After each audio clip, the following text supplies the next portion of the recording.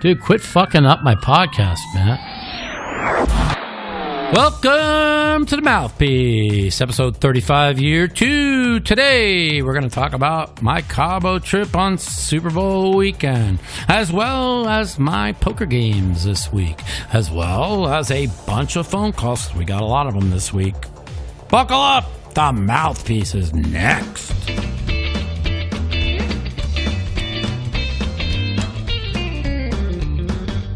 Okay, everybody, welcome to the Mouthpiece, episode 35, year 2. Interesting week. I got back on Tuesday, so this is 5 days after I got back.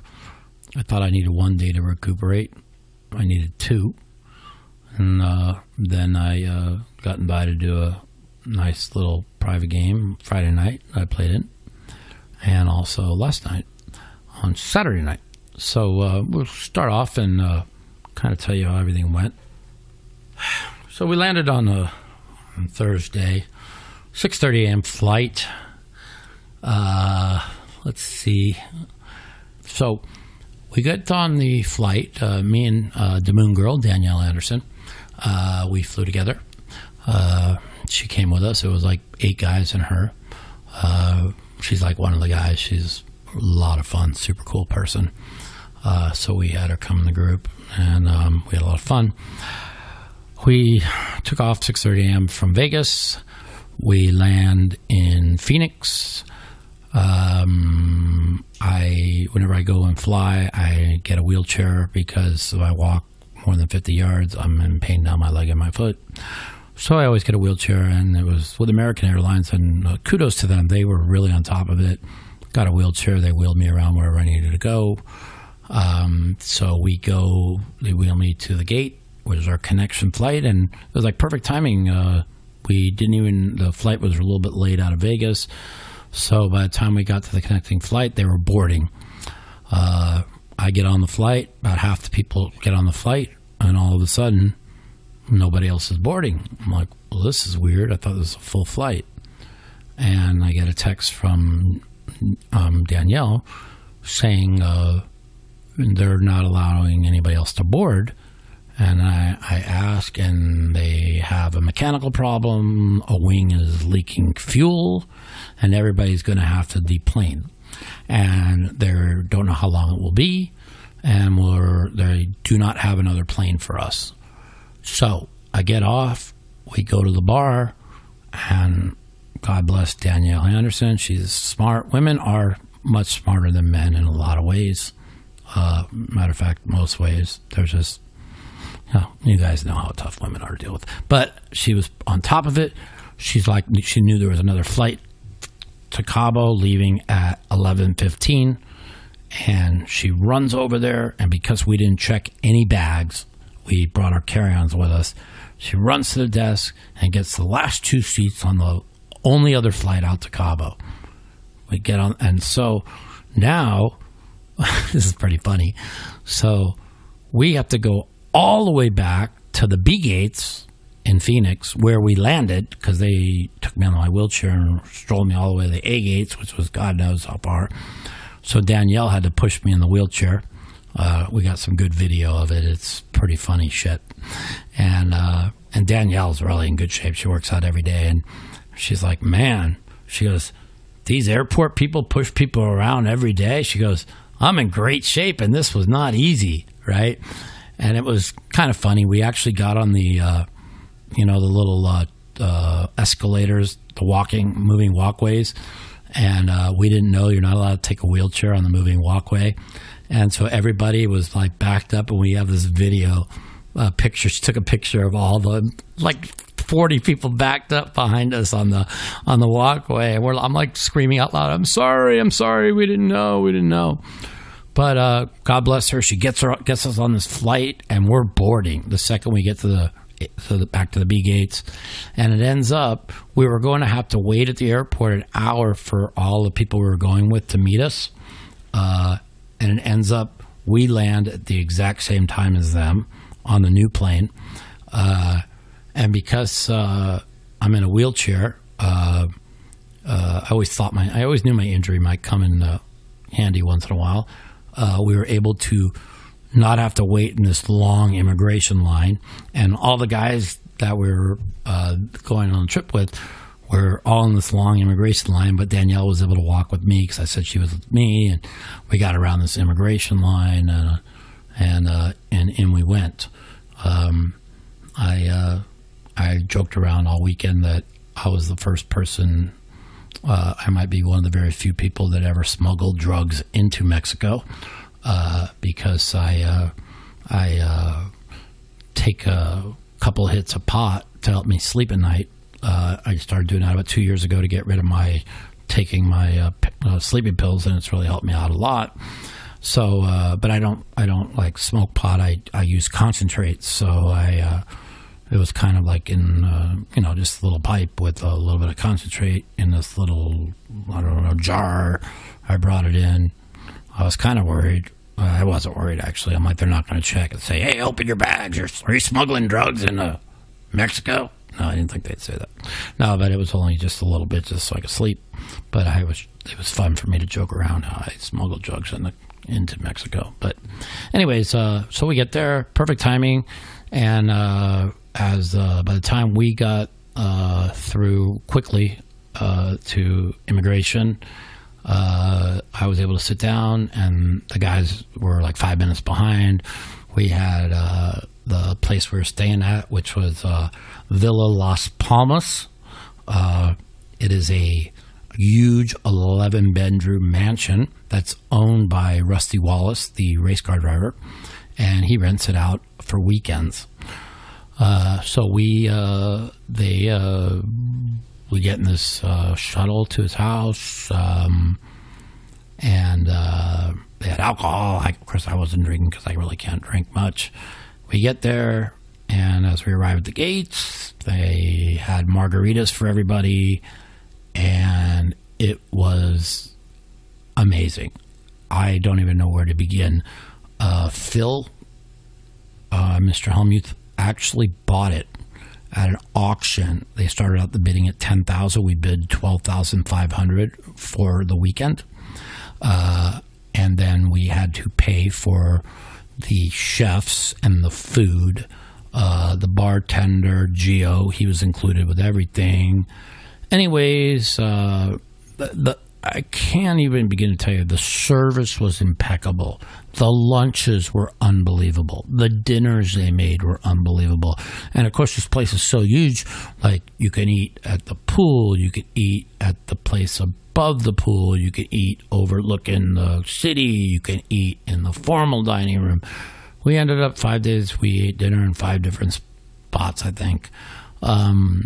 And the food was just amazing. The service was everything. I can't even begin to tell you. It's like we're in the pool, all of us back and forth. Hey, Gio, send us and then he just round of shots, round of this. I mean, because of the meds I'm on, I'm not supposed to drink anything. And for me, I went kind of hard. I know you guys are going to laugh about this, but I had 1, 2, 3, 4. Don't laugh, guys. Like 6 shots, 2 drinks, and 2 beers. Okay. Oh no, wait a minute. On Sunday night we went out. I had 3 drinks, so I forgot when we went to that club. So at the house I had that, but so maybe 6 shots, 5 drinks, and 2 beers in 5 days. Now, I'm not going to incriminate anybody, but let's just say there was a few of them that had double that each day. Okay, I think that's a fair statement. And we do have some funny video, which will all be out on my YouTube channel, YouTube/Mike the Mouth. But there's also a lot of incriminating videos that will not be there. So we're going to kind of give you an idea of the 5 days in Cabo and how it went without, just without the hard incriminating evidence and the crazy shit we did. But we didn't really do that much crazy shit. We left most of the crazy shit up to Brandon Cantu, because that's what Brandon does. So he he was voted second MVP, which is that's a pretty big honor. I mean, he went pretty hard, but the first MVP was our friend Timmy. He was funny as hell. I mean, he only drank wine, and he would drink so much wine that we were playing Laden Says, and one time we bet 500 that he couldn't say the alphabet in 20 seconds, and he started and he was like A B C D E F G H I J K L M N O P Q R S T U V W X Y M Z. He said YMZ, and he loses the 500. He's like, what did I get wrong? And then we bet him another 100, another 200, and he was 1,700 loser. Like, he kept saying YMZ instead of Y and Z or YZ, right? So finally, after losing 1,700, he finally got it right and won like 400 back. But it was so funny. We got it all on video, and like, he really wasn't joking. It was like a block, you know. And he was like, "What? I got it right." And then he would like repeat it to us, and it was funny. I mean, I've honestly, like, because my intercostals, when I laugh, hurt. I laughed so hard, and I couldn't stop laughing. And there was many other times where I couldn't stop laughing. This is just one of them. That I had to put pain patches on my intercostals because the pain in my side was so bad for laughing so hard. So that gives you kind of an idea of how much fun we had. So, that was Thursday night and Friday. And then, the great one was this. So Phil Hellmuth shows up 7:30 at night on Friday. We got there at noon on Thursday.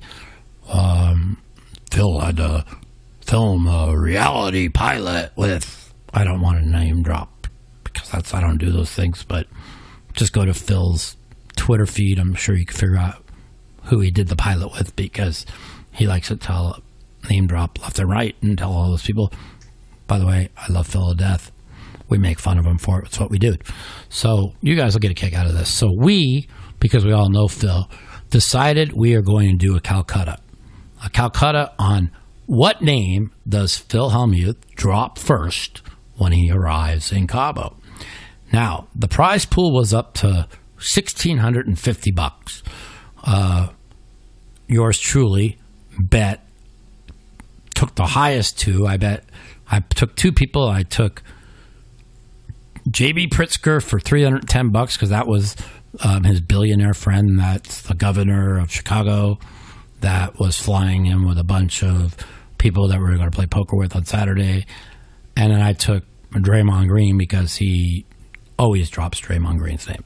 So, but after I had bought these names, I bought those two for $604. I had almost half the money that was in the Calcutta, but I figured I was laying like 600 to 1,200, like almost like not even 2 to 1. I figured I was like 10 to 1 favorite. So, but we had rules. We had a video. I got this all in video. You guys are gonna love this. Welcome to Cabo, Phil Hellmuth. We missed you, and we couldn't incriminate or lead him in any way for a name drop or whatever. So about 5 minutes in, he brings up his billionaire friends. I'm like, yes, come on, drop it, Phil, drop it. I'm getting all excited. And all of a sudden, he switches subjects, right? And then all of a sudden, we start talking about, they got me on video too. You'll see all this. Like I said, I bet like 100 I could hold my breath for 1 minute underwater. And I lasted 20 seconds, and they were all making fun of me. So they brought up, we brought up holding breath underwater. And then one person had Michael Phelps for $10. I'm like, fuck, man. We thought maybe he was going to drop Michael Phelps after we talked about holding breath, but he never did. And but as crazy as it sounds, everybody, and you all know Phil, we also had a over-under how long it was going to take Phil to drop a name, which was like 4.5 minutes, right? We're 42 minutes in, and he hasn't dropped the name yet, right? And all of a sudden, one of our guys that was with us, name's John Green, jumps up, yes, yes, and starts screaming, yes. And I'm like, what? He dropped it. He dropped Elon Musk. Yes, I win the money. Elon Musk went for $85. Okay. Now, I had talked to Phil the night before, and he told me who he was shooting the pilot with. So I told the person, whoever has that name, which somebody had that name for $35, was going to be the winner, because I figured he's going to talk about that first. So we're trying to buy the name. I really shouldn't say, because I hate dropping names. Can I say the name in this part? Okay, I can say it. So I was on the phone with Phil the night before. He's like, I'm filming a pilot with Kevin Hart. So I walk into the kitchen. I go, who has Kevin Hart? Right? And one guy said, I got Kevin Hart for $35. I'm like, I'll buy him for $100. No. I'll buy one of the other guys, $150. No. $200. So we're trying to buy Kevin Hart for we bid as high as $300. The guy said no. So then he drops Elon Musk, who went for $80. And we know he drops Elon Musk a lot, but Kevin Hart was such a big favorite. Even he said whoever had Kevin Hart got unlucky, because we told Phil we had this Calcutta, and he thought it was funny because Phil knows he drops names and shit. We know how he is, but it was just, we got it all on video. How we have the whole Calcutta on video. How we're all bidding. You'll get to see this all. We have on video when he. Actually, I was videotaping when the first 5-10 minutes when he was there, and trying to get him to drop the name because I wanted it live. And unfortunately, we didn't get the name drop live. I turned the camera on right after he dropped Elon Musk's name, and John Green won the whole $1,260 or $1,600, whatever the fuck it was. But it was. We had this thing, once the name gets dropped, you got to scream bingo or scream out loud, and and tell Phil what we did. It was really funny. And can you imagine having a Calcutta on what name drops Phil every day? I mean, this would be the greatest gambling in the world. I mean, fuck playing poker. Just sit there with Phil and have bets with your friends. What name's he going to drop first? Every day on Twitter. Right, every day on Twitter. You can follow him on Twitter, and you can bet your friends. Who will Phil drop today first? You can make those bets with your friends. This is a new sport. We'll call it Phil dropping. Let's see. Phil dropping. We'll come up with something. Phil dropping. Not names, but dropping something. I don't know. That'd be the new sport. It'd be all over ESPN or something. Phil drops names. What's the gambling line in it? -3.5 fucking is per the first 30 minutes, 3.5. I got the over. Okay, you got the under? I'll take the over. No, it could be pretty fun. Anyway, so that was fun. So, once Phil got there, then we joked around. We had MVPs.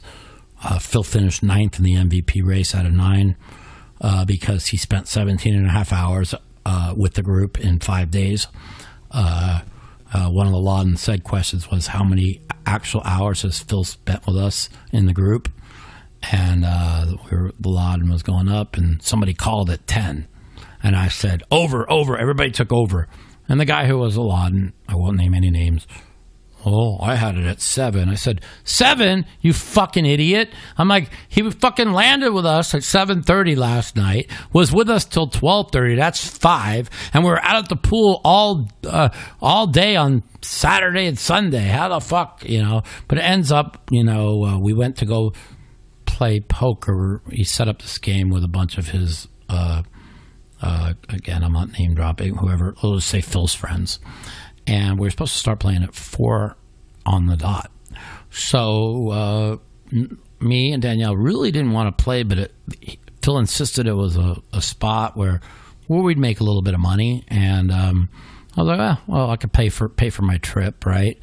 And we all agreed we didn't want to play because we're all having so much fun, but we'll go play if Phil guarantees we're probably going to all make money. So I take an Adderall at 3:30 because I need to do that to focus on poker.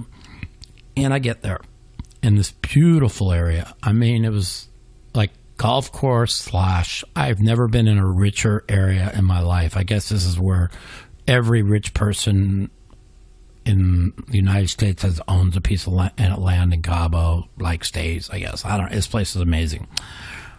And I'm like, I can't walk all the way down there. And they're like, okay, we'll take the elevator. So they originally said we were just playing poker on the beach in the spa. So we're looking for where we're playing poker in the spa. And they're like, these people, they're up over there on the putting green. So they elevator all the way to the bottom, and I had to literally walk all the way up to this putting green.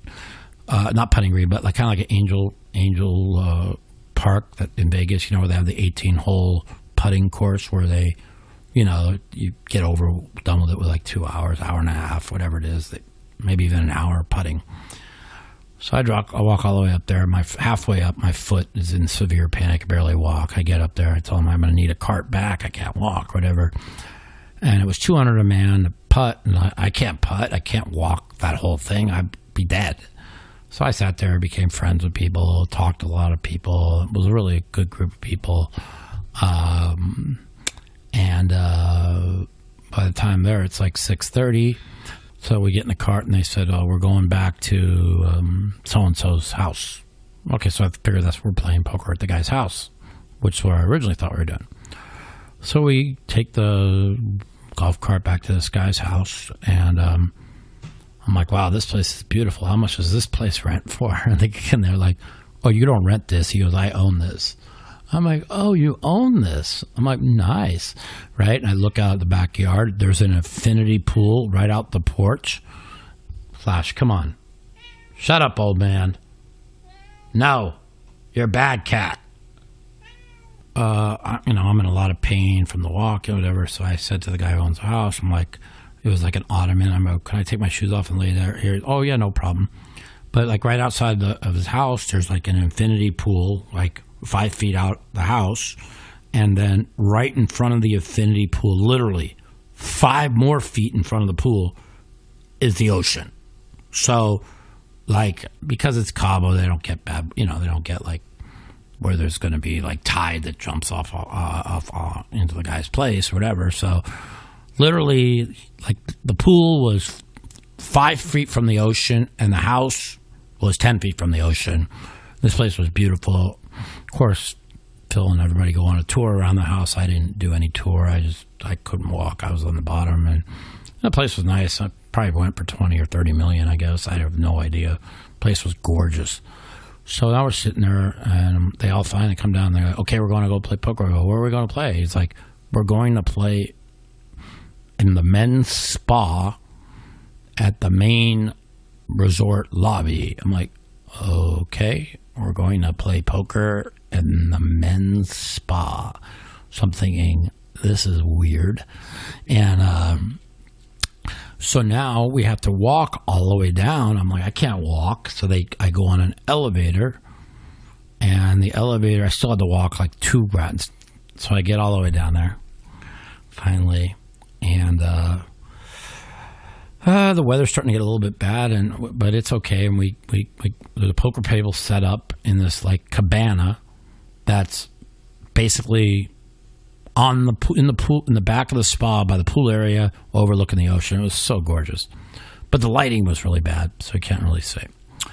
So we start playing, and unfortunately, a couple of the people that we set up the game were having a good time with, I think took an edible or something there, and they were already drunk, and next thing you know, they couldn't keep their eyes open, and they had to go, and 2 or 3 of them, one by one, were falling down and had to go to their rooms.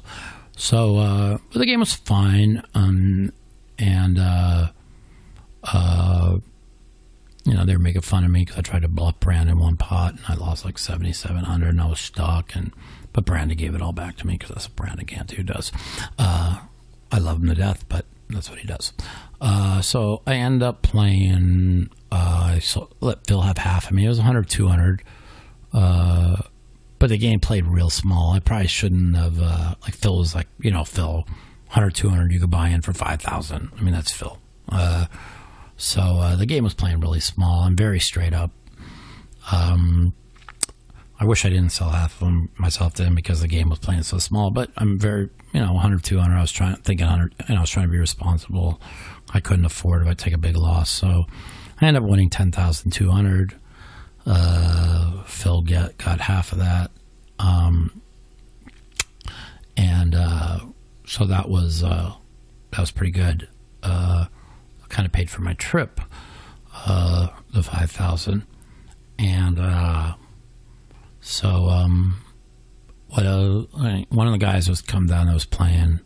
I was really drunk, and he'd never played poker before. I mean, again, these are a lot of really rich guys, and he didn't even know what a flop was. We had to tell him when to bet. There's a flop, there's a turn, and he was pretty drunk. And the game came to a crawl. Like, everybody was so drunk, and it was really kind of aggravating. And then one guy that was with us, really good guy, I don't want to name any names, but he got a little drunk.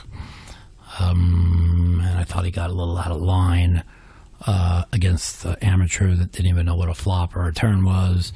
He was trying to bluff him a big pot, and then the guy's like, "Oh," he says to the guy, "If you give me 5,000 back, you can have the pot." And the guy said yes, and me and Phil almost jumped off our chair because that was just so out of line. You just don't do that with, you're playing with amateurs. And so we made him give the guy the 5,000 back, but that really aggravated me and Phil. And it just kind of got to the point where, and I talked about this a lot, it's like, I want to play against people that I'm better than with, and I want to win money. And no matter how wealthy some of these people are, I don't want to ever be in a spot where I feel like I'm stealing money from them. If that makes sense. Do you guys understand what I'm saying? In other words, if somebody's so drunk or can't even lift their cards or don't know what they have and they're just giving it away or whatever. Like, one guy says, "Don't worry, they're big boys. They got lots of money. Don't feel bad." I'm like, yeah, but I want to win, and but I don't want to be in this situation. I don't care how much money people have. I don't want to be in spots where, like, I just feel like almost feel like you're stealing from somebody. You know what I'm saying? Where they have zero chance of winning. You know what I mean? So I kind of got upset, and I'm like, I'm going to quit. And so I ended up quitting. They said they were going to play till 12:30. 12:30 came around. The stuck guys wanted to play because two people that were really drunk had all the chips, and they knew they were going to get it all back, which they did. So then that's when the story starts to get interesting. So they send me on in a taxi. The guy was super nice. The guy walked me up there. I told him I was going to Villas Las Palmas, but he thought I said Villa del Palmas, which was, I guess, condos or something. So he's like, "Oh, we're here." I'm like, this isn't where I'm staying. And now I'm on a dirt road in Mexico with money in my pocket. I'm like, that's it. I'm getting killed. I'm getting killed for sure. They're just going to shoot me. Nobody's going to know where I'm at. I'm going to be killed. Anyways, so I'm texting everybody trying to get the address where we're staying. I finally got the address where we're staying. The guy had no idea where the address was. Okay, so now I'm like, put it in Google Maps. We put it in Google Maps. So finally we drove around. He figured out where I was staying. I get there. Guy drops me off. I go to open the gate. The gate's locked. I'm like, pulling. Gate's locked. I'm hitting the buzzer. Can I get in? The guys, the people everybody, they're at a bar or strip club or somewhere. I'm like, I have no way to get in. I'm stuck out here. Now, if I didn't have a fucked up back, there's this part of the fence I could have jumped over, but I could never have landed. If I landed, I would probably be paralyzed because it would have been a good 5 feet fall. So I'm sitting there. Finally, their game breaks. They're only about 20 minutes behind me. And Danielle gets the key and brings it to me. And we go to open the gate, and they gave her the wrong key. So the key did not open the front gate. So she's like, she's already pissed because she lost big in the game because, well, she ran worse than any human I've ever seen in my life. So she was already in a bad mood because she didn't want to play in the first place, neither did I. And now, I was hoping it didn't ruin her vacation. So we get there. She's able to scale the wall where I was going to scale the wall and jump down and open the gate. And that got us in, and we were good to go. But it was pretty funny because, well, we'll just leave it at that story. There was much more other things that went on after that, but that was pretty funny. So I had to take a Klonopin because I was flipping out. I was still flipping out from the dirt road being stuck in the middle of nowhere. Now I'm sitting in front of the gate and can't get in, and I was flipping out a little bit, but everything ended up being fine. So that was Saturday night. Then we got up early Sunday, about 11 a.m. They made us most incredible hamburgers you'll ever eat. And they made us chicken wings, which is probably one of the best chicken wings you'll ever eat. And they made us ribs, which definitely were the best ribs I've ever eaten. And so they made us an incredible lunch. And I don't bet anymore, as you guys know, in the fucking football. I love Kansas City and under.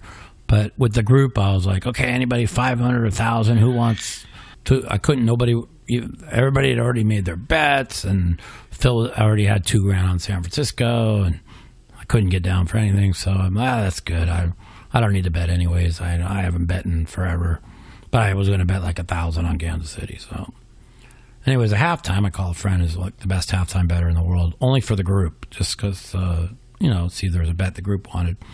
And this person told me bet at whatever I want on under 27 at halftime. So I told everybody in the group this. And when this guy, he's very choosy when he picks on half times.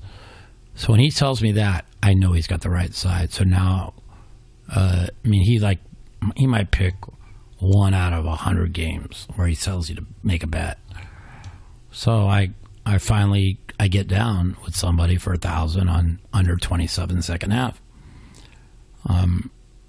There was a 10-point score with 6 minutes and 38 seconds to go in the game. I was 99.8% to win, and somehow they scored 21 points in the last 6 minutes of the game, and I lost my total, and that's why I don't bet sports anymore, because of beats like that. And I was actually pulling for Kansas City because a couple guys had big money on Kansas City, so when they were down 20-10, 3rd and 15 with 6:38 to go, I was hoping they complete it in the game. I just wanted the game to be close at the end so we could, I had no idea that somehow Kansas City was going to win by 11. Like, even after they stopped San Francisco, I thought the game was over. All of a sudden, I see some guy running into the end zone. I'm like, what the fuck? How is this guy just lost? How is this guy running into the end zone? To wake up of why I don't bet sports anymore, I looked at it and said, okay, I lost 1,000. This is the story of my life. I had the 2 winners and lost 1,000. I think I've said this on my podcast many times of how I'd go 3-1 and lose like 20,000. I did it my whole life. It's just the man upstairs was telling me, don't bet sports. I was happy with it. We joke around. At 3:30, the Super Bowl started. There was like 3 minutes left.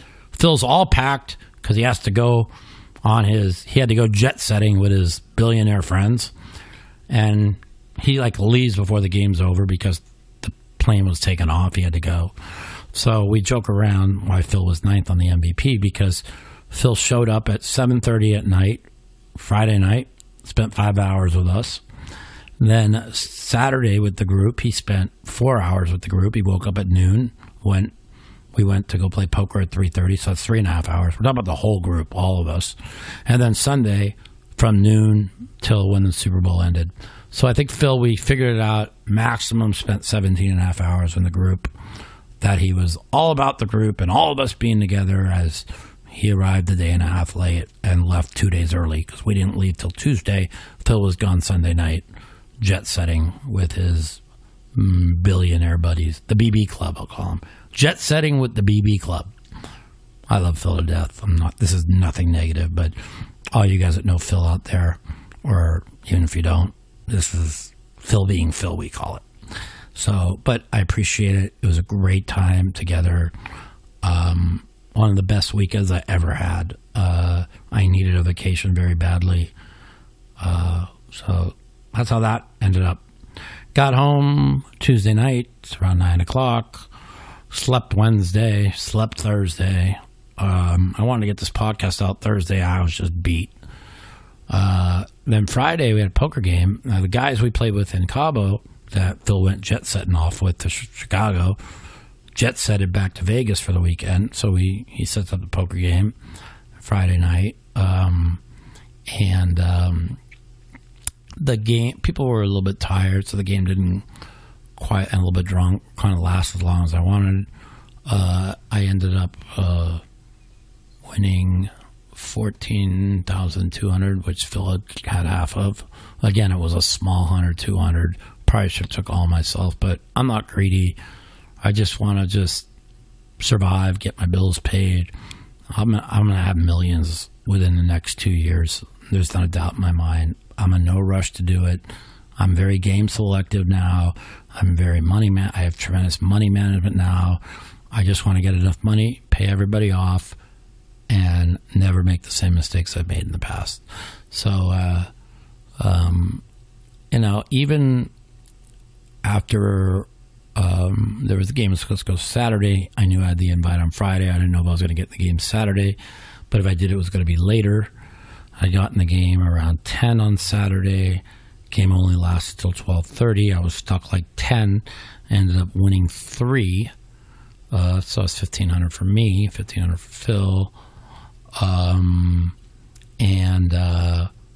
Then they're like, oh, the game was done. Let's all go play Baccarat. I'm like, I'll have a drink with you guys and relax, play Baccarat. I figured they play Baccarat, take the $1,500 I won or whatever, and I'll play like 100 a hand or whatever. I don't play Baccarat. I don't gamble on any table games. So the table that we walked up to is $1,000 bet minimum. So me and Phil and Danielle, we all put $1,500 each together. And I thought we were going to just play 1,000 a hand, but somehow Phil managed to lose all our money in 3 hands. I'm like, okay, this was supposed to be a relaxing, let me have a drink for an hour. But this is how I know I've changed in life. Like, when I got home, this $1,500 bothered the fuck out of me. Like, I don't know, I played for 2.5 hours on $1,500. But the old Mike used to like piss away 10,000 like they were nothing. And this $1,500 just bothered me so much that I couldn't go to sleep till 7:30 in the morning on Sunday morning. And that's a good thing. That means that I have value of $1. In the game, there was a hand where I raised it $800. The guy made it $3,500. I knew he had nothing. I snapped, made it $10,000 with ace-9 offsuit, and he snap folded. And so I still following my intuition, playing poker, but I have value of money, and that is a really good thing to have.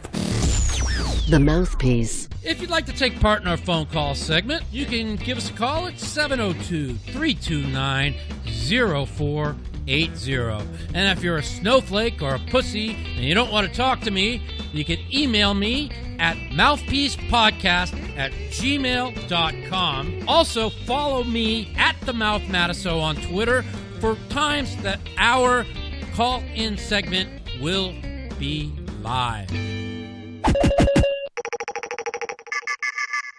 It's time for my favorite time of the show, our phone call segments. Let's hear what our fans have to say today. Let's light up the phone lines. Welcome to the Mouthpiece. This is Mike. What's up? Mike. What up? Hey, my man. I was wondering if you could shed some light on, there's a gentleman by the name of Brian Wojtek who keeps ripping people off on ACR. I don't know nothing about it. Oh, you don't know any?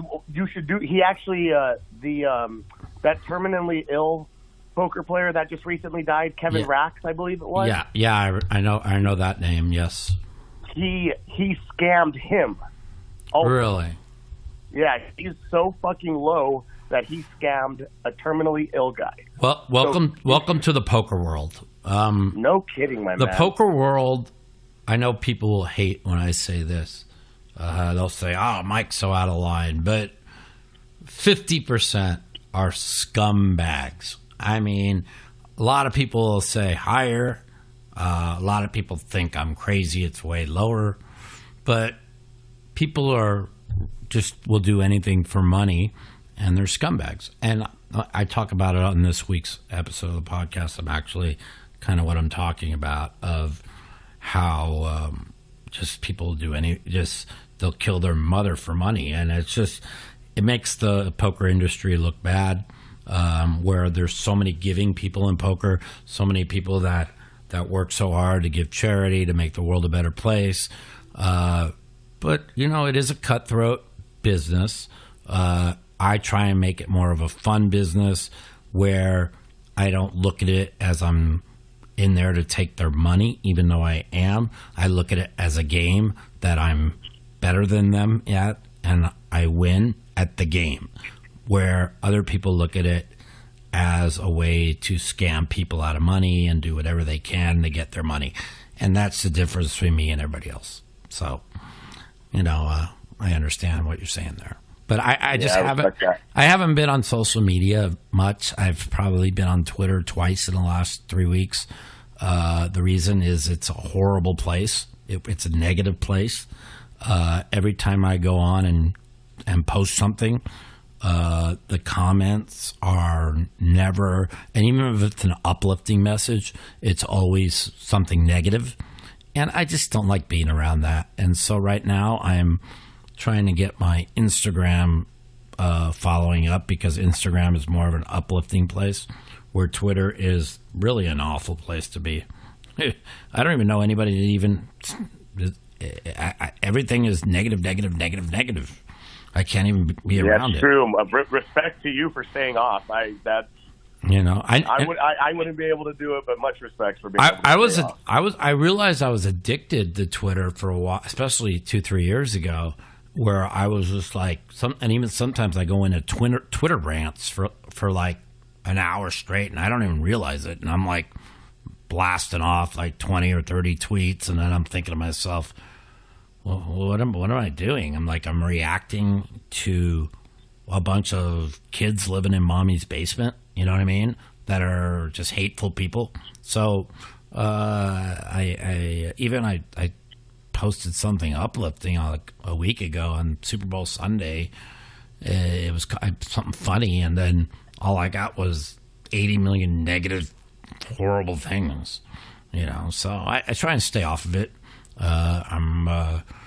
And it's, I'll be honest with you, it's kind of got me a little bit down because of the fact that I love doing my podcast and I love talking with people, but with so much negativity, it's gotten me in a, what's the best way to put it? I'm not in a real happy place doing my podcast where I was for the last year, because of the fact that I have to go to social media.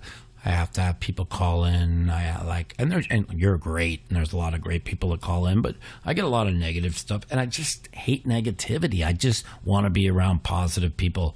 So I'm kind of working on trying to figure ways around that to keep me mentally engaged without getting turned off by the negativity of the poker world or the world in itself.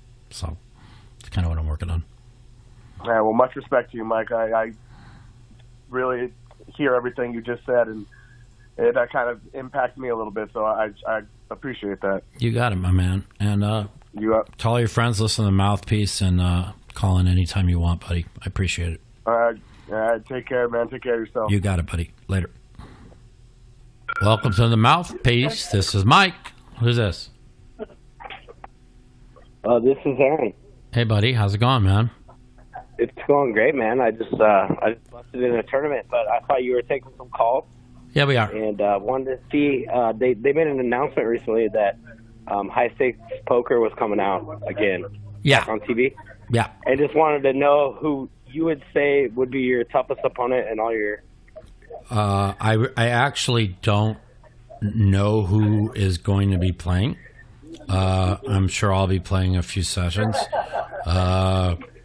It's kind of interesting. I've in this world that I live in now, I try and put myself where I'm playing with people who are always worse than me, and I haven't played in any games where people are as good as me or really good in a while. So I have to take a look at who's playing. This is the quite opposite for me of a person who challenged everybody, had up my whole life and played everybody, no matter what the game was about or whatever. But now I kind of been trying to get in games where the games are just really good, which I've been getting in and I've been winning. So I need to make an adjustment, especially with the World Series coming up in a few months. So I'm going to start playing with higher end competition, so I'll be able to compete during the World Series. Because playing in the games I've been playing with, it's you have to adjust your game when you're playing with people that don't play aggressive or that limp with big hands. Like you can't attack limps, and you have to. It's just, and they don't fold any pairs. So I find myself what's that? Can I butt in? Yeah. Can I butt in? Yeah. What about I rewatched it recently. What about the hand? It was the 7-2 game where Hellmuth got you. I think you had kings. Yeah, well, I had but the thing about that hand, I've told the people the story. That was a crazy. I mean, what was on the board? Well, but you have to understand. I tell people the story all the time. Okay, and I was mad at Phil for about a year about this. Okay, it was one of the very few high stakes games where I only had one buy-in. I had one bullet for $100,000. Oh, okay. And yep. And so I told Phil. I said, Phil, I don't want anybody to know this. So I keep it between us. I'm like, but I'm only playing one bullet. I said, but I need to. Wow. I need to stay on the show the whole time.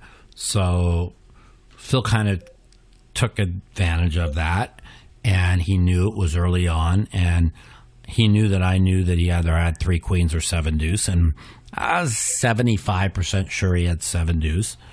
But if I was wrong, I would have been off of high stakes poker 10 minutes into the show, and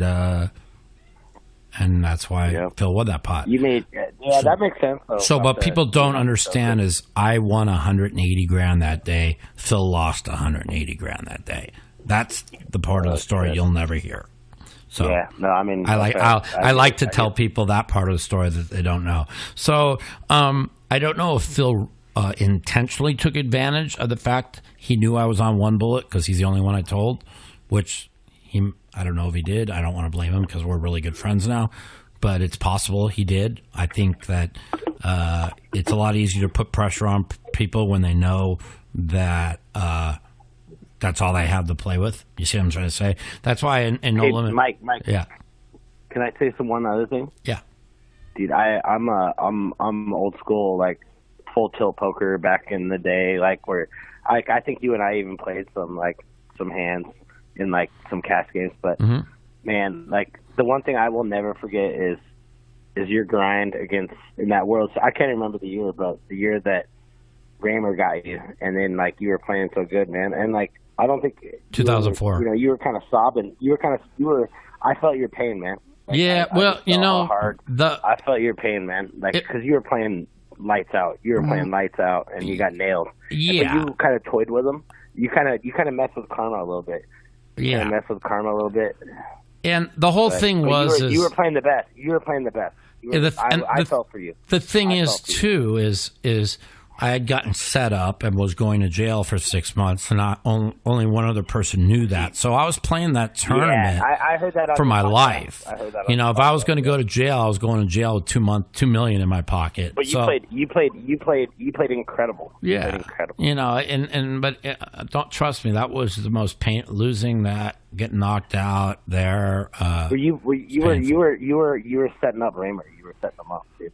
I had him set up. You were waiting to put your pounce on him. You were waiting to pounce on him. I had him set up, and then what was it? I think it was 2 weeks later. I was chip leader with a chance to win the Aruba tournament and got fucked for third there. And then I went straight over to the U.S. Poker Championships at the Taj Mahal, and I didn't do well there. And then I went to Vegas and went straight to jail. Wasn't fun, but dude, the whole full tilt days, man. I was just a big fan, and hey man, I appreciate. I know how awesome you played that tournament against Raymer, dude. I know, and for you to get beat like that, I felt your pain, man. I appreciate it, man. Pain, bro. And I appreciate. And I still think about it. That's why I still follow you, because those were. I mean, you wear your heart on your sleeve, and that's kind of. If I could just stay out of pain, I'll be fine. Hey, Mike, could I ask you one last question that I'm really curious about, and then I'll end it. Sure. You played all these hash games on TV. Old school full tilt people that used to play full tilt with you.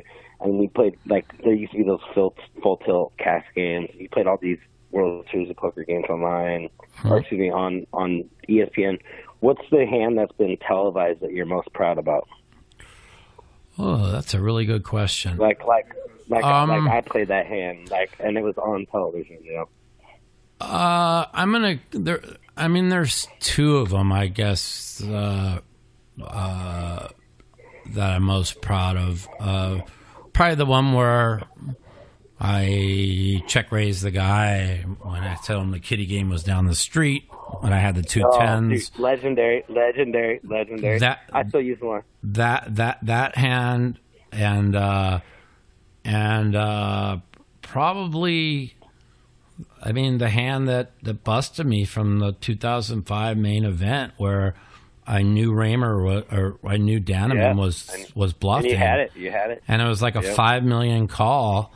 And I told him, I said, I just know you got ace jack. I called, and then I love that hand. And the board was deuce 3-5, and I wasn't even thinking he has a gutter ball. I was just thinking no ace, no jack, you know.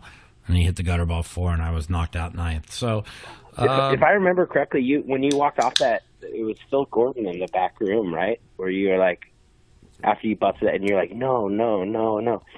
I remember, I think it was there was Green Book, Phil Gordon. I mean, the hand also, I mean, my friend Matt was with me when I had the Kings versus Aces, and I was like, please tell me what happened. And I'm like, and he tells me I got it, but he actually said you got it, which I knew he told me you got it, so I got excited, but it ends up he said he got it.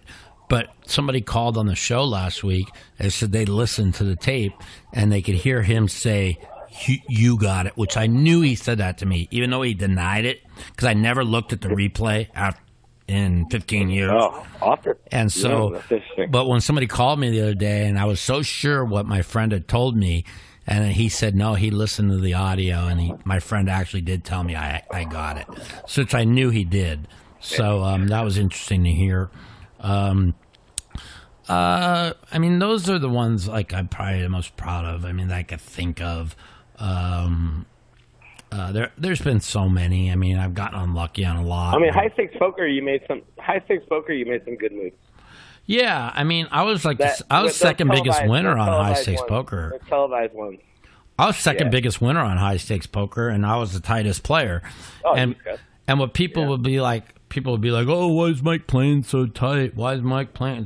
Well, if you don't play a hand for 3 hours and you raise under the gun and 5 people are still calling you, why in the fuck would you do anything but play ABC?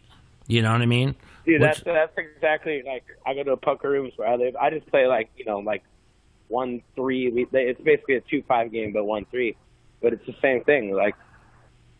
You just sit around and play tight till the donkey. Right, but if a guy's playing tight and doesn't play a hand for 2 hours and opens a raise under the gun, why would you ever? You would just fold and give him the antes. I mean, exactly. That's what you're supposed to do. But these people I play against, they always still call. I'm like, oh my god, it's a joke because they don't pay attention. They just don't. Yeah. You know, so. You know, I'm just a believer now with the way people are playing and stuff. It's like, well, just play tight. I mean, it's not like they fold. You know what I mean? Yeah.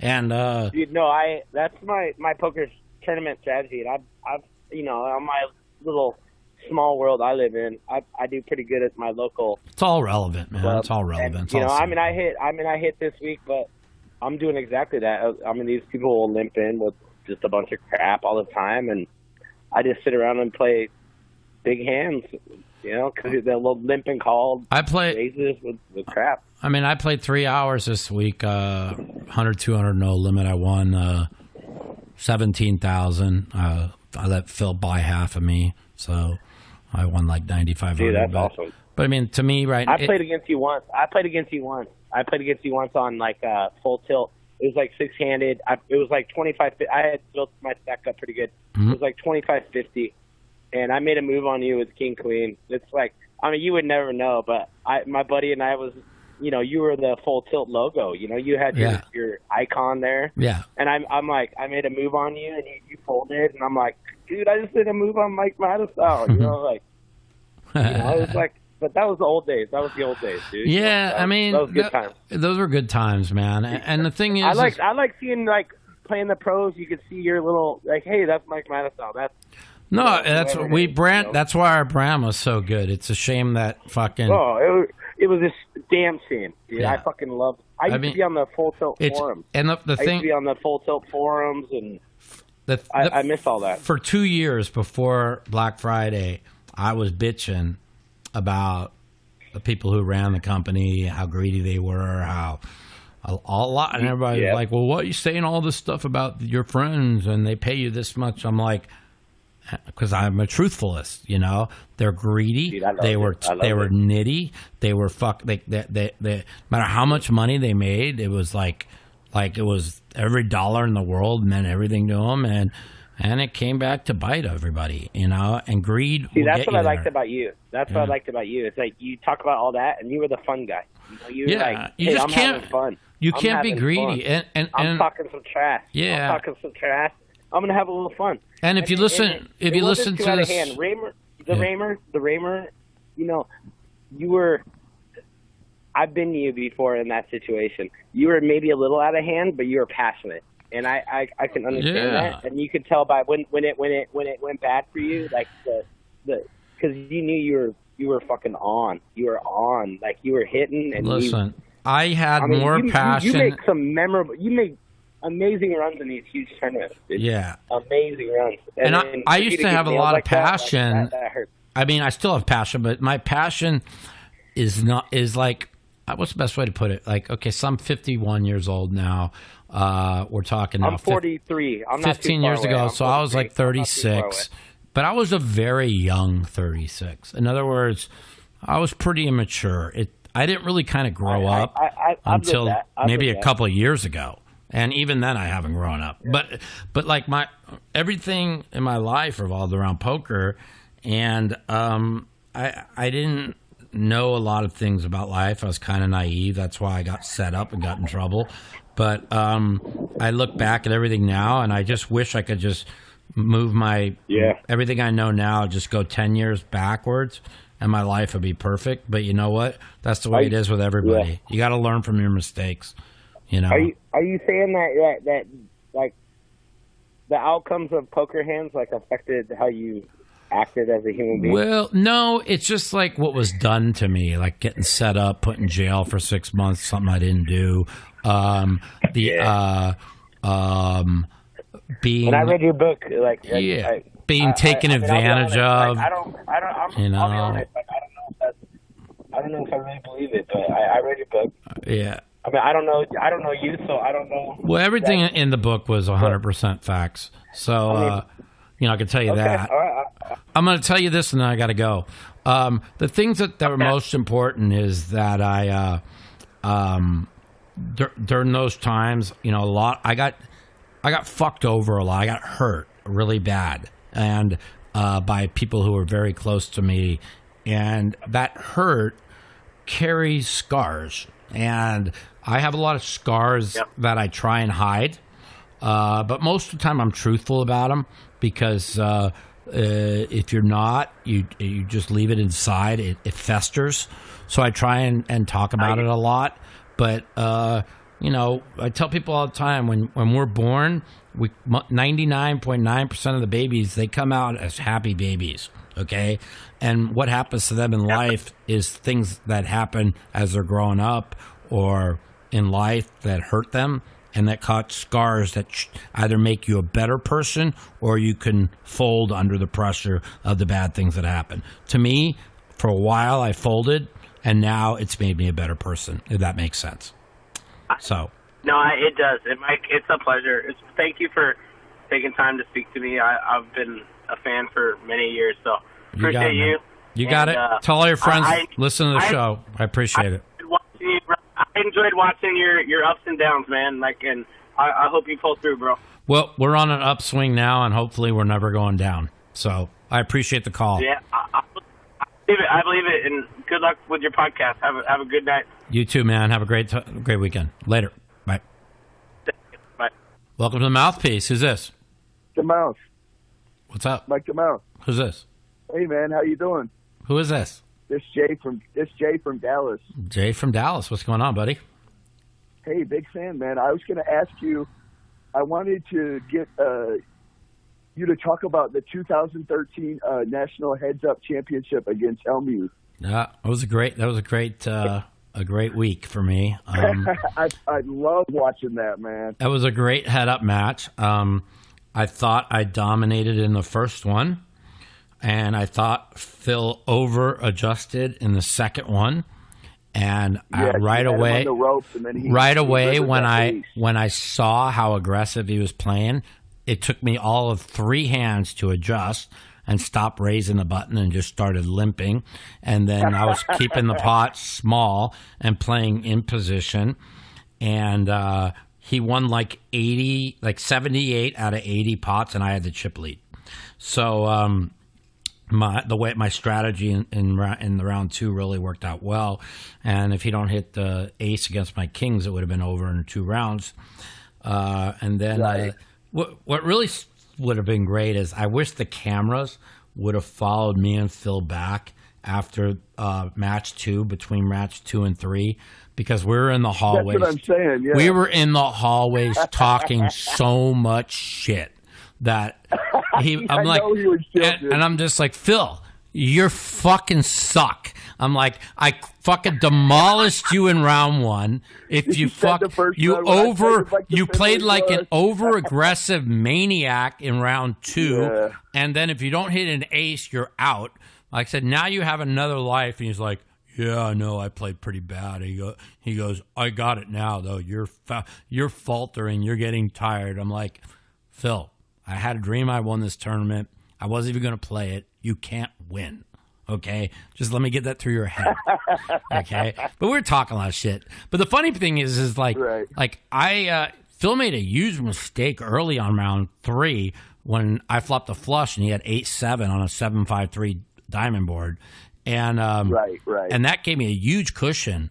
And so I knew when he moved in the last stand, I mean, like, you had to go with that draw. Well, I was going to fold, but then I counted my chips. And we argue about this. I mean, there's not at least 1 out of 5 days I see Phil or talk to him. We talk about this. We argue about this. So I told him, I counted my chips. If I call, there was 800,000 in chips each. If I call and lose, I have 792,000. So basically we're even. 808 to 792. Right? I had a certain amount in there. Now, granted, I wasn't getting the right price to call. But if I call and hit, I already had like 200,000 in there. If I call and I hit, it's over. So, and if not, I felt like I was outplaying him. Of course, I let him. He likes to say that he was outplaying me and I was going to lose. And the reason why I called is because I was in fear of him and I knew I was going to lose and I was getting tired. And of course, you know what I tell Phil. It's exactly what the reason why I called Phil. You were right. I was getting tired. I wanted to gamble. I knew I was going to lose. That's what you have to tell Phil. Okay. But in my mind, I was thinking to myself, I call, I lose. I'm back to even. I feel like I know where Phil's a better head-up player than I am, but in this tournament, I got in the zone somehow, some way. It was, you know what it's, I don't know if you play poker. When you get in the zone, it's the greatest feeling in the world. So I had no problem calling, and I got lucky and hit, and it was, it was pretty good, you know. People were talking all that shit. I didn't deserve to be in the tournament. I can't play. It's really weird how I can't play, but all I do is win. I've now won 30 of my last 31 sessions. And at the World Series the last 3 years, I've got 23 cashes out of 52 events with 6 final tables. Absolutely. That's not bad for a guy that can't play. Now, I would like to put that record up against anybody else, even though I haven't won a bracelet, against anybody else in poker. And I don't play. I don't play full time. I play like 3 hours a month now. Okay, so and I'm on fucking every fucking pain medication that you could put in somebody's body. Okay, I'm half brain dead from the shit. Bro. Just think if I could fucking focus again and play full time, and I was out of pain all the time, what I would do. So that everybody out there thinks I can't fucking play, they can go suck a cock. So Not World Series, man. You always come around the World Series. Yeah, I mean, because I put my head down and I focus. You know, a lot of times times really good in the 50K events too. I do good in every event. You know, it's just if there's days when I don't do good. Like I was struggling during the middle of the World Series last year, and I was playing great. But like Sean Deeb told me, Mike, you're playing great. He goes, there's still, you know, your best event tomorrow, then the main event. He goes, don't give up. And then I smashed the last three where I got a fourth in the stud 8, which I was chip leader on the final table. A very disappointing fourth. Yep, I saw. And then I got 199th in the main event, another real disappointing finish, and then 30th in the turbo. So I went. The last three cashes were like for 190 grand. You know, so that made me have a good World Series.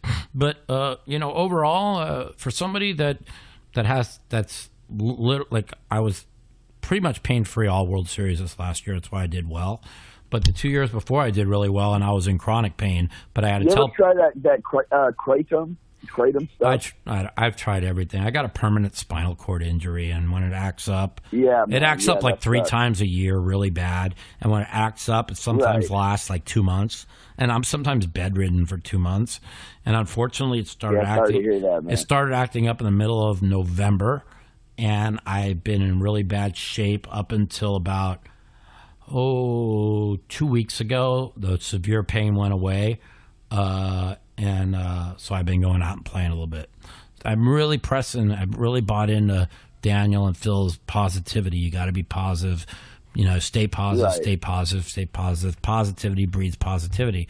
And, but I'm not going to lie to you. Like, there was a couple of really dark days in the last couple of months where I lost that positivity because it's the pain. The pain makes the negativity, you know. But even when I was getting in the pain, you know, my girl would be, I live by this rule. By one of Daniel's good friends, that's kind of a life coach type of guy, teaches like how to stay positive. He gave me this advice, know, at the World Series this year, which is don't think of anything negative that happens more than 2 hours in the past.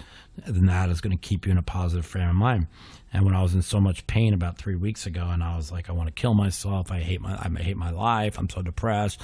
And man. After 2 hours, my reach out. My girl said to me, she said, it's been 2 fucking hours. She goes, you're not allowed to talk negative anymore. And so that got me through that day, and it gets me through a lot of dark days. So, anyway, so that's, I'm just trying to stay positive. Anyways, I got to go. I appreciate the call. And I appreciate thanks it, for man. listening to Mouthpiece, buddy. Love you, bro. Love you too, man. Take care. All right. Peace. You too. Later. Yo. Hello. Welcome to the Mouthpiece. This is Mike. Mike, how are you? Who's this? My name's Justin Abrams. How you doing? Hello, Mr. Abrams. I'm doing great. How are you doing? I'm great. How's life treating you? Oh, good. Ups and downs. Poker's been great. Health, been a lot of pain again. But I'm dealing with it. It's been worse. You know, so just trying to stay positive and do the good things.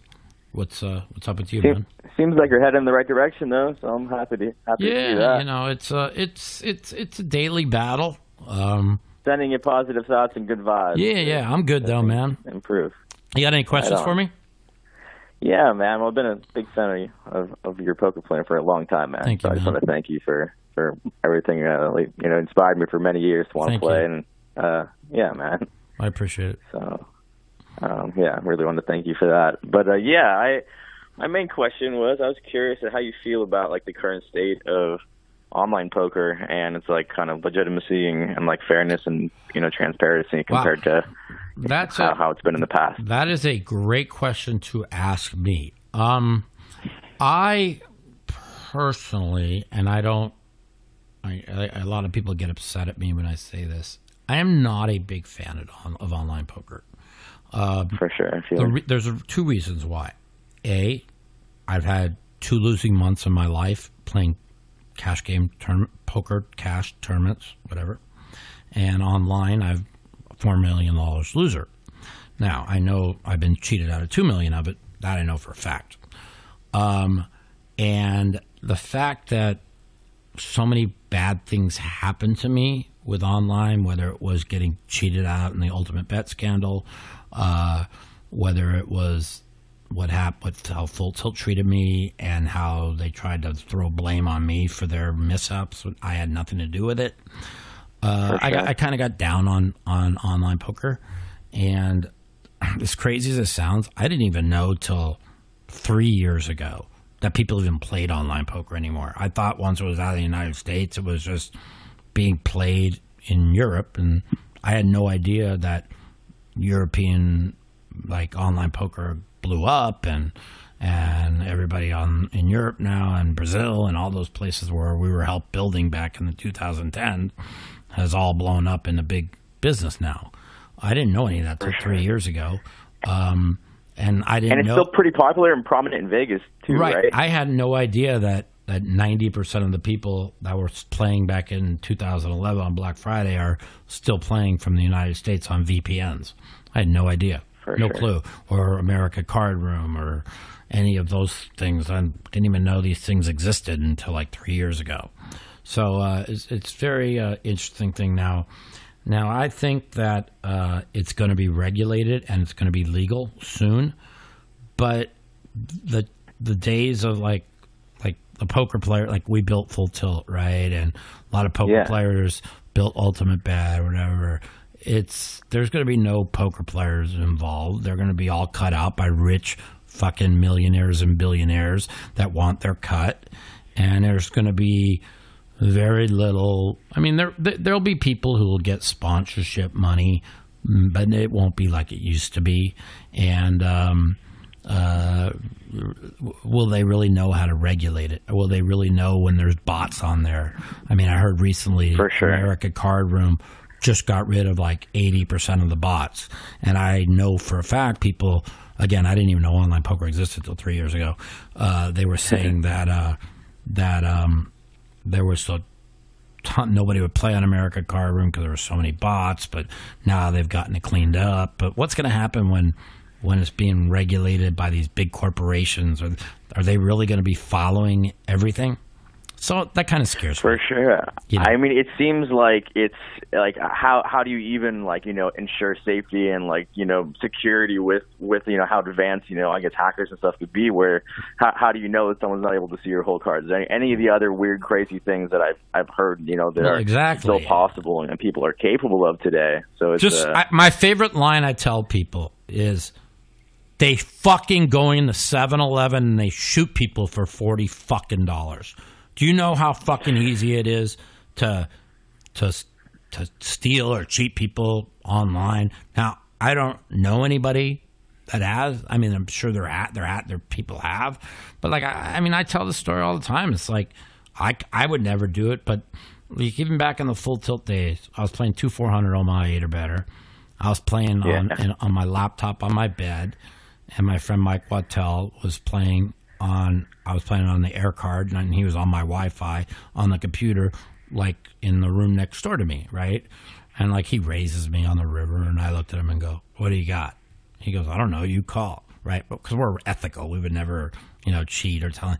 But just think if I was sitting next to him on that with a computer, and I'm on an air card, he's on a computer, and I'm able to look at eight cards out of 24 in a PLO or Omaha 8. People can't win. You understand that? I can play straight fucking forward. I can play straight forward, never fucking cheat, never do an unethical raise, play straight forward. Nobody would know it, and they can't win.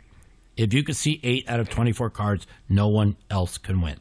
Now, am I saying that that's happening? I have no idea. I would say 95% not happening, but I believe there's probably 5% of people that do that. Because I remember back when online poker was getting real big in 2006, 2007, whatever, and these kids were walking in with fucking sleeping bags full of money. They'd sit down in a poker game. Sure. They'd sit down in a poker game, and they were clueless. So, and I take that, and then I'll never forget when I was in Brazil. We were doing this party for Full Tilt Brazil, and they took us to this huge mansion for a pre-tournament party, and they're showing me around. And upstairs there was a room like as big as the Bellagio poker room that had lines and lines of computer screens. And I'm like, "What's this?" And he's like, "Oh, we teach people how to play online poker here." And I'm like, "Really?" Like I'm a fucking idiot. You know what I'm saying? There was like 300 to 500 computers in this room. And you just know they just hired people that are competent to try and build stacks and probably dump them off to other people. I mean, I just don't. That's when I first realized, man, there's fucking some shady shit going on. You know, like for sure. That was the first time I realized it. Taking it a step further, I'm curious how you feel about a lot of the players that had a lot of success on online poker that probably didn't have success in live games. Mm-hmm. Do you think that it might have to do with the fact that, like, I noticed that when I played for a consistent period of time that the algorithms actually kind of became somewhat predictable to me, and so do you think that people I believe are that. actually just, you know what? This is how dumb I was. You know what I mean? Like, were they successful because they played the algorithms, you know what I mean, more so than even just playing the game legitimately, you know? They're two different games. Okay? Online poker and fucking live poker are two different games. Now, I have a friend right now that's kind of, I don't really want to really say anything, but he's kind of teaching me this GTO and algorithms, and that these people have literally looked at hundreds of thousands of different, what do they call those things? Sims, right? Yeah. You know how many Sims I've looked at in my life? How many Sims do you think I looked at in my life? Oh, man, I can't even imagine. Okay, so a Sim is when you look and you put in the cards and gives you your probability, right? So yeah, for sure. I've probably looked at maybe 40 Sims in my life. Okay? Just to see what my actual odds on certain hands that I wasn't quite sure on. And most of them were PLO. Yeah. And 39 of them maybe were PLO Sims. You know what I mean? So everybody else is so analytically driven, and it's fine when you play online because you can't see anybody. So you have to play analytically driven, which is now makes sense why I lost a lot online and why I never lose it live. Okay? But you bring somebody that plays straight analytics and you see them calling you with hands that there's no way they're in front, and you see how bad they're playing, and you think, how these people are playing terrible. Like, it's so obvious I had this. And they're like, well, for sure, my equity to call was this much, and my equity. I'm like, okay, that's fine. But I don't play deep, so your equity's never correct. You know what I'm saying? Like, I buy in for never more than 100 bigs, because before 2010, up until 2000, like only 10 years ago, you were allowed to buy in more than 100 bigs. Even on full tilt, in the 50 and 100 no limit game, the most you could buy in was 10K. In the 1020, the most you could buy in was 2,000. In the 2550, the most you could buy in was 5,000. Okay? So you had to play poker. You had to play around that. Now, you know, people buy in like ultra deep, which completely changes the game, makes it all about math and analytics. Okay? Which is kind of like how people play the main event of the World Series. But the bottom line is when you're in the day 4 and day 5, the big stack has 100 bigs, and everybody's sitting with the same 50 fucking bigs. That's why I'm so against day 2 late registration. That's why I'm so against people that can buy in 8 when 3/4 of the field are out, because poker tournaments are about surviving long enough to give yourself a chance to get lucky, not being able to buy in when 3/4 of the field. For sure. Speaking of that, I mean, it seems like the majority of the other players, like in the poker community, also feel that way. Do you think that they do? But everybody feels that way, but nobody wants to step it up and go to management. Just because essentially it's like taking away money because they just see it as an opportunity to get more players and more buy-ins. I mean, like when you we finally, of course, Phil will never be on this side because Phil cares, you know, I love Phil to death. He's probably my closest friend in poker, but he's very self-centered. He cares about himself. And when Phil, late reg and day 2 buy-ins favor Phil Hellmuth, okay? Now, somebody like Daniel, who knows it favors them, and Sean Deeb, who knows it favors them, and they come out and they say that it's a big advantage for them and that it needs to be gotten rid of. Now you got people who care about the integrity of poker, okay, that care about poker moving forward, okay? It's not about, you can't be selfish in this magnitude. You can't have people that satellite their way into a tournament and they bust Justin Bonomo 5 times and they see he wins the tournament. Like, you just can't have that. What kind of recreational player is going to want to play a satellite to get in a tournament like that again? You see what I'm saying? For sure. So yeah, no, totally. One maximum re-entry when you travel across country is all I'm for in the big buy-in tournaments. At the World Series, there's 9 gazillion tournaments. The only ones I could go for a re-entry is maybe those Colossus because they have 4-day ones or whatever. But other than that, there should never be unlimited re-entries, and there should never be day 2 buy-ins, and there should never be late reg past 6 levels. And those are what I'm going to I push for on every podcast. So it's I make sure every podcast I say this. So I'm looking glad for to hear that, what's man. best I'm for happy, poker. I'm happy to hear that. I hope that gets, that is a change that gets implemented hopefully in the future, because I mean it definitely changes the integrity of the game, and it changes the flow of the game. And so it's everybody is for it. You take a poll, it's like 85% what I'm saying. Nobody wants day 2 registrations. Nobody wants unlimited re-entries. No, the only people that they even say they want one re-entry is on a big tournament where they fly across country. Okay, they now added more tournaments this year. There's going to be over 100 tournaments at the World Series. We do not need re-entry day 2 buy-ins to any fucking tournaments. Now, I heard there's like 3 of them that have 1 re-entry in it or whatever, and I'm fine with that. But I heard they got rid of most of the multiple re-entries, which is good. I think they have 1, and I think it's the Colossus. So hopefully they're listening. And the greed, they're going to make the money. You don't want to you can't be in where they bust everybody and poker goes downhill. Because right now, it looks like poker's thriving because the tournaments are thriving. But are the tournaments thriving, or is it because of all the re-entries? I know the cash games suck shit. Okay. Yeah, for sure. Anyways, I got another call. I appreciate the call. Thanks for calling, good, man. I mean, I did have one more quick question. Go ahead. Go ahead. I know you have to. Hurry up. I was curious of your stance on U-Stake and people staking each other. About what about U-Stake? About like how you feel about that. I love it. Like people buying people. It's the greatest thing ever. And the people that were against it, people, they don't understand. Okay, let's just say. I've been around. It's great to me, but I have friends that I'm trying to understand why they seem so against it. But because they can't get markup for like other people get, and they are jealous. That's why. Okay, when people like Phil Hellmuth, me, Daniel, whatever have been whoever, and Daniel gave away half this year, whatever, with no markup. But I'm just saying, Daniel's got a lot of money. But Phil owns a piece of U-Stake, and I'm a big I really think it's great. When you bring people in, okay, let's just say I charge 1.5 on all my events, pretty much, okay, which basically gives me a 50% free roll, okay? But it's not like poker players are putting up 2,000, 3,000, 1,500, okay? You got like groups of 2, 3, 4, 500 people who are putting up $40, okay, or $50 for 1% of me, okay, and the actual cost of it is $30, okay, it would be equal money. And so it's like they're paying $20 extra to tell their friends, I got 1% of Mike Matusow in this tournament. I got one. Sure. People like that.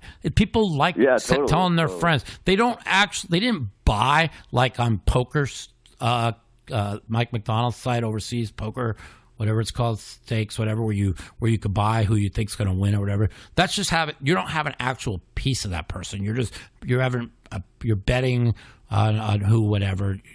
But to actually have a piece, like when people have pieces of me, I'm playing for people's money. And that makes me more dedicated. It's so great, and it's worth it to even with a little bit of markup, right. Like all things considered. So that's And I've won money, and me and Phil even charging 1.4, 1.5 on every event. we've made money 3 years in a row for people. And I've been one card away from putting like $1 million in people's pocket 3 years in a row. So even with that, they've won between 35 and 100,000. You see what I'm saying? So I'm anytime you bring money into the poker world, this is what we need. Okay, this is good for poker. And everybody that's against it, it's because they have a backer that, like the people who are against it, right? They either have unlimited money or they have a backer who puts them in everything. And when the people who have a backer that are against it, I say, like, you get 50% plus with makeup when you know you're going to win. So you're getting pretty much a 50% free roll, right? And you're getting staked in every event for hundreds and hundreds of thousands of dollars, but you're going to throw a fit because somebody who's selling pieces of themselves on stake or whatever to help lower their variance. Like my whole life, even when I was very wealthy, I never put myself in a poker tournament. I always had 50% of myself. Phil Hellmuth never, ever put himself in a poker tournament, not once in his life. Always has 50 to 70% of himself. Because he thinks like me. First of all, he likes people having a piece. He likes, because for sure he's got a big ego. He likes to tell people, I won all this money for people. That's him. Okay, me, I do it because it takes the pressure off of me when I know that I'm not risking much and I can win money for other people. It makes me play 10 times better or try harder. When there's been tournaments, like small tournaments, I put my own money up, like $1,500. I can't tell you how many of it just grenaded those, okay? Because I just had a cash game to go to. But when I sell those pieces online, I don't ever grenade them. And when I do and I play bad, I put it right in my tweet, or I played like shit. I apologize. Whoever had a piece of me, I'm going to give you a free roll into something. Like that's how much I pride myself on playing well. So for me, it works out really good, and I'm going to continue to do it. That's awesome, man. Well, yeah, appreciate your time, man. You got it, man. Have a good one. Thanks for calling. Tell all your friends listen to the show. You got it, man. Take care. Later. Bye. See ya. Welcome to the Mouthpiece. This is Mike. What's up? Hi, Mike. Not much, man. This is Fred from Northern Illinois, and just called to see if you've had a chance to review the 2020 World Series of Poker schedule and how many events you're going to play and all that good stuff. I have not looked at the schedule yet. This is really weird. I'm kind of teetering between playing 10 events, all the high-low splits, all the Omaha 8 stud 8s, and a couple of horse. And the rest, I've got an invite to a very good private game that's going to be going every day where I think I can make a lot of money. And as much as I live for the World Series, so I hate tournament poker, but I love the World Series. It's just like a family atmosphere. You get to be around the people you don't see for a whole year. I really like it. But I might end up leaning towards only playing 10 events and playing these private game. Because I need to really financially get myself back on my feet, and unless I pick off a big tournament, which I could do, it's going to be tough to make the money that I is almost guaranteed in this game, and so I might just give up 1 year. Well, not give up a total year, but give up a full schedule this year just to financially really get myself out of debt and back on my feet, and it's a pretty good spot. So. That's really where I'm weighing myself right now. Well, that's good to hear, Mike. And let me just tell you, it's really great to see you doing so well with your podcast. I've been a big fan since the onset of the poker boom back in the day. So it's really good to see you doing well and that you got your podcast so successful. So I appreciate really good to see that, man. Yeah, I appreciate you saying that. I got, I'm an emotional person. I got kind of down last week where I just almost, I was like, I don't want to do the podcast no more. I'm sick of it. I don't want to do it no more. Because I got aggravated. It really bothered me that I was not nominated in the top 10 poker podcast when I know I have the best poker podcast. and I thought it was political, and it really bothered me that they took it to that. It's like impossible for me not to have been in the top 10. Now, I don't care about winning, but to not have been nominated, I was just like, I do so much for poker, and I do this podcast for my fans, and I do it for everybody to kind of give them an insight into my life, what I'm doing, how things are going. I do it for my fans, and I love making people happy. I like putting smiles on their face. I like debating people on whether it's poker, politics, whatever. It's fun, and I just had it really bothered me a lot, but I'm over it now. I'm back to wanting to do the podcast again. But I needed that vacation in Cabo because I was really, really down about it, And it's just like, how could I put in all this work and do all this for my fans and put out a product which I think is second to none, and then because of political, what else can it be? I can't be anything else. Not have me in the top 10 best podcasts. So I was pretty upset about it. So, but it's okay. It's all good now.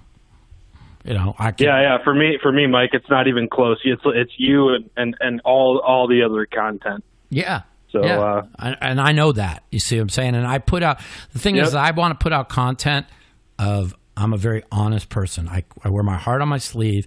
A lot of people even say, like, why do you say that in public? I mean, how are you so honest? Because that's how I've been my whole life. I don't want to just throw out, I'm not trying to knock Phil or anything, but I don't want to name drop and say, like, you'll never hear me name dropping. Like, I've played poker with some extremely powerful, rich people, and I'm going to Washington in 2 weeks, and I'm going to be playing poker with probably two of the most powerful people in the world. But I'm not going to talk about it. I'm not going to bring those names up because that's not me, okay? I'm just not a name dropper. People want, oh, look, Mike's been playing poker with this rich. Oh, I don't give a fuck. I don't care if you're on a fucking G6. I don't care if you're a billionaire. I care if you're a good person. If you're a good person that treats people the way you want to be treated, then you're my friend. If you're not, I don't give a fuck what you have. And that's just the way it is. Like, I had an invite to be on the Kardashian show that Phil was on. I refused. He's like, why? It's so big for your brand. They're the biggest reality show. My answer to him was this. They represent everything that's wrong with the society. And I can't endorse that. And they might be great people. But I don't like people who brag what they have. I don't like people that are always, getting married, having babies out of wedlock. I just don't like that. That's not what my values are. And for people to look up to people that are always so I said this to Phil. He goes, oh, you must hate me. I said, Phil, if I didn't know you for 22 fucking years, you'd never be my friend. You know what I'm saying? But you got to accept people for who they are. If you don't, that's it. So, but I don't need more than one Phil in my life. You know what I mean? Phil's a handful. I love him to death, but he's got a heart of gold. But he likes to be around rich people and always just kind of like probably an insecurity on his part. But I love him to death for it. And it was fun playing poker this week with all his buddies that he flew in with, and they were making fun of him. They're like, oh, Phil's been jet setting this week because they were making fun of him dropping him. It was just so much fun. I talk about it this week on the show and stuff. So I actually don't have a guest this week because I have so much to talk about with Cabo and everything. So, hey, I appreciate, you giving me a call and, kind of telling you what's kind of been going on. And, hey, that's just, like you said, it's me and all the rest. I appreciate you saying that because you know what? That's for sure, Mike.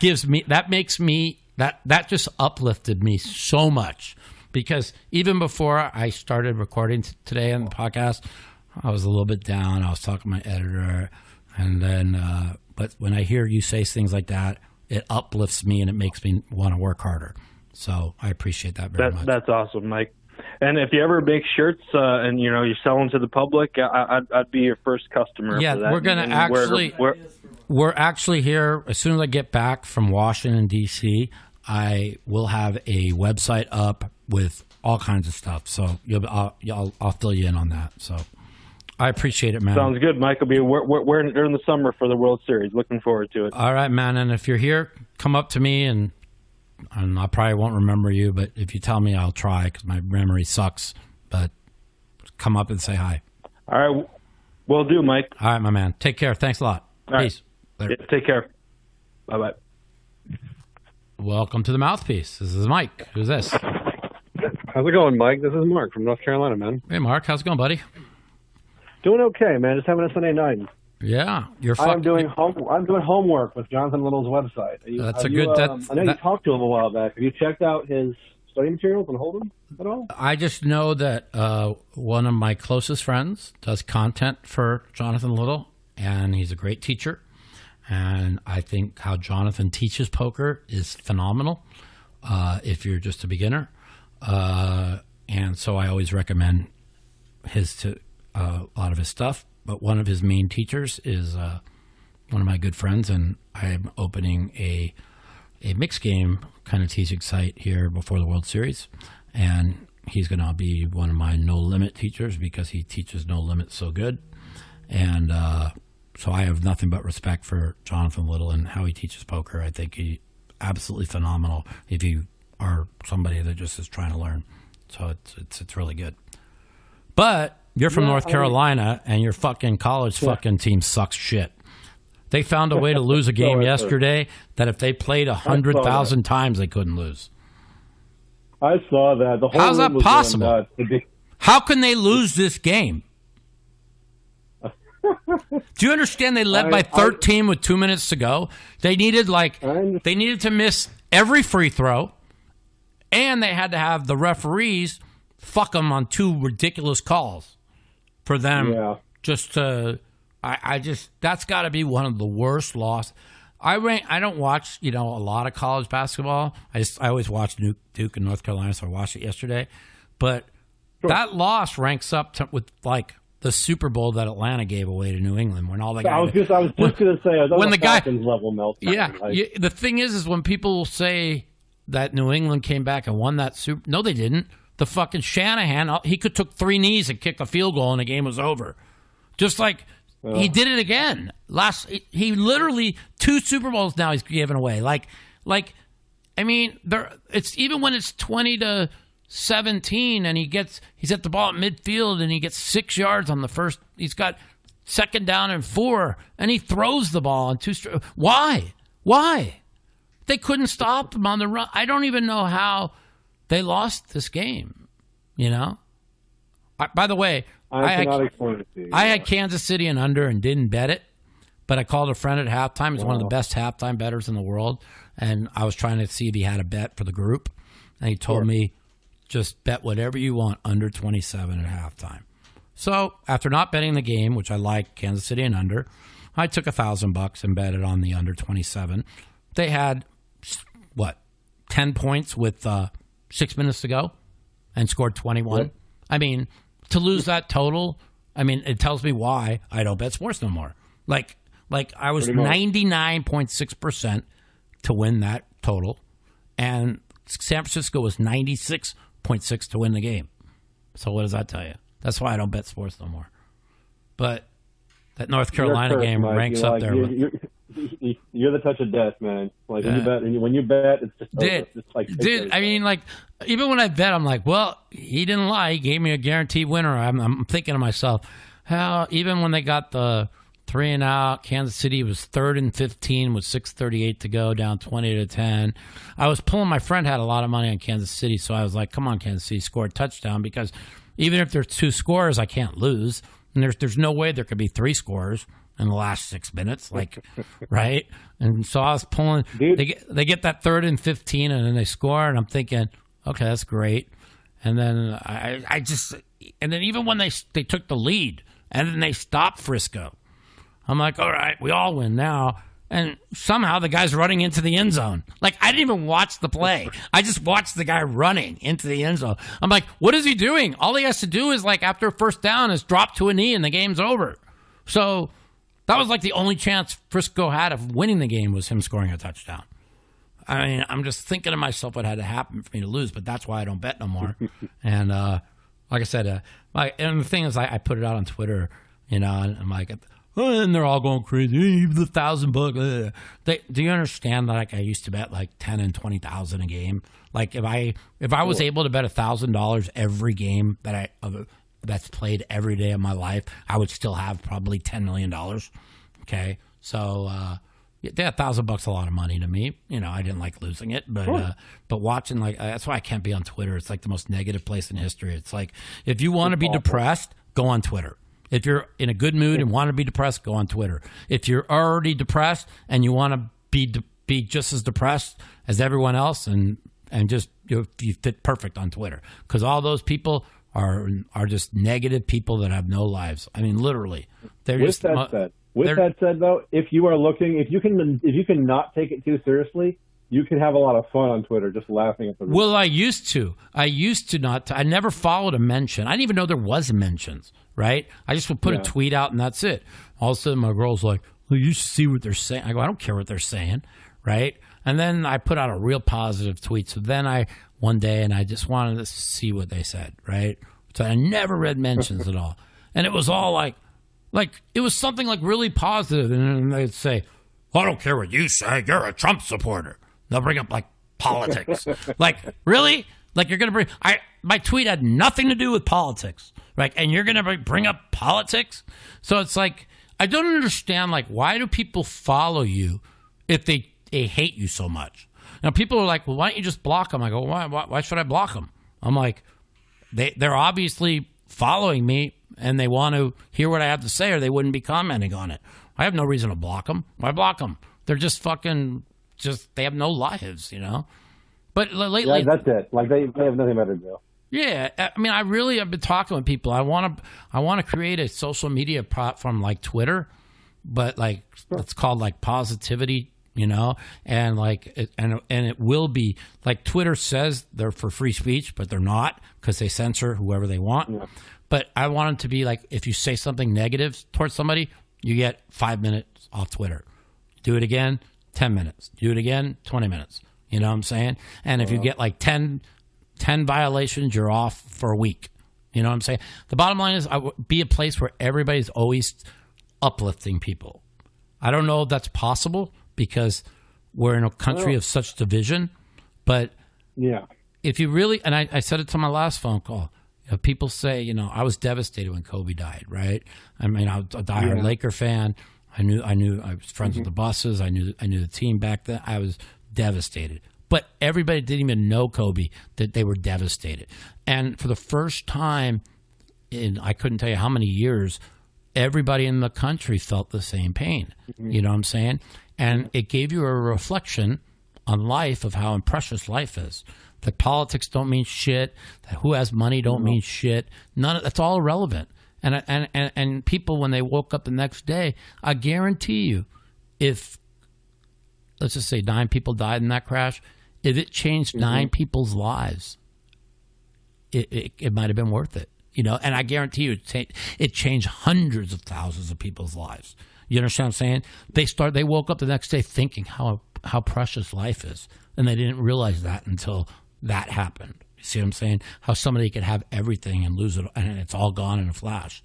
And it's a shame it took that. Right. And so you have to look at why did this happen? You know, good things happen.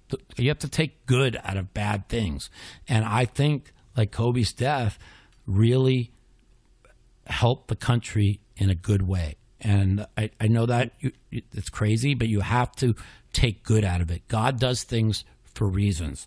God doesn't make mistakes. And if God does things, you have to tell yourself, well, probably God does make mistakes.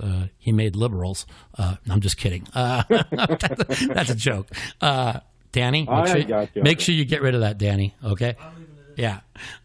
No, God doesn't make mistakes, and everything happens for a reason. Yeah. And it took me a long time to realize, even when I was going through all the pain and I was blaming everybody, how could this happen to me?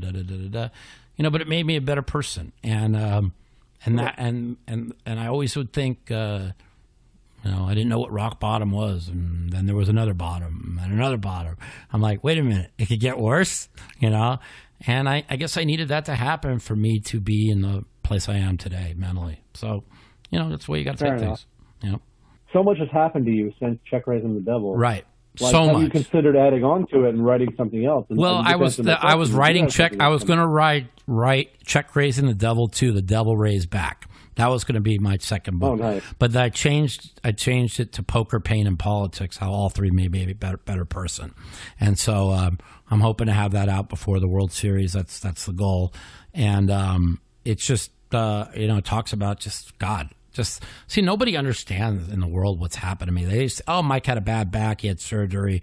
They have no idea. I had permanent spinal cord injury. I live in chronic pain. I try and hide it, but I've also quit being the victim. For 3.5 years, I was a victim, and that's what they do on the left. They tell you you're a victim. You're African American. You're Latino. You've been dealt a bad hand. We have white privilege. White fucking. You think I fucking don't know that I'm gracious? That I think that luckily that I've been born white in this country. I'm not going to apologize for it. You understand what I'm saying? But it's not like, don't tell people. There's plenty of African Americans, Latino people that started with nothing that are multimillionaires. Okay. You have to have an uplifting message. You have to tell people what not they're a victim and the government will take care of it, because that's what they want. They want to have control over you. I don't want government in my life. Do you want government in your life? I don't. So I mean, it's like, stop telling people they're a victim. That's the thing. Say what you want about Trump. He's always touting, we're gonna all be rich together. Whether he's lying or not, he's always always with a positive, uplifting message, and that's what people see, and they believe that. Whether it's true or not, it's probably not true, most of it, but it's an uplifting message, kind of like Obama's Hope and Change was. You have to have a message, and nobody on the other side, on the left, has a message that's going to uplift the country. Oh, yeah, they do. They do. Orange man bad. That's it. As far as I can tell, that's their message. That was their message in 2016. How did that work out? See what I'm saying? But actually, in 2016, no one took him seriously. Right. They gave him all this free airtime. Well, that's the thing, that's what scares me now. Yeah. Okay, they gave him all that free airtime because they wanted him to be the nominee, because they didn't think he could win. And see, I watch Fox. I watch how they push pro-Bernie stuff because they want Bernie to be the nominee. They're always talking. Yeah. I know what propaganda is. I can tell what propaganda is, when they're saying, oh, they're fucking Bernie again. Oh, they're fucking Bernie again. Oh, they're fucking Now, what they did in Iowa, yes, they were fucking Bernie again. But they're pushing it every day because they want the Bernie people, if Bernie doesn't get the nomination, okay, to come out and vote for Trump again like they did in 2016. It's all about votes. See, I see all these things.